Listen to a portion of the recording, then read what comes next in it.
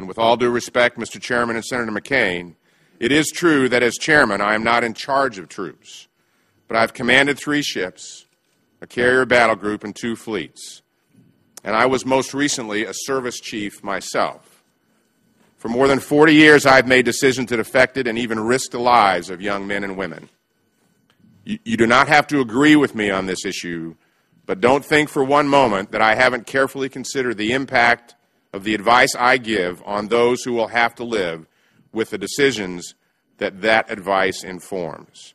I would not recommend repeal of this law if I did not believe in my soul that it was the right thing to do for our military, for our nation, and for our collective honor. And certainly an issue of this magnitude deserves that leaders take into consideration the views of their subordinates. Doesn't mean that they are dictated by the views of their subordinates.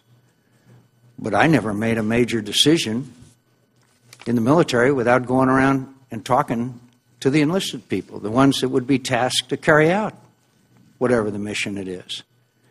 So I'm almost incredulous to see that on an issue of this magnitude, we wouldn't at least solicit the views of the military about whether this should be changed or not. Now, and with respect to polling the services, I didn't spend a career in the military, but I've read a lot of history, and I can't think of a single precedent in American history of doing a referendum of the American Armed Forces on a policy issue.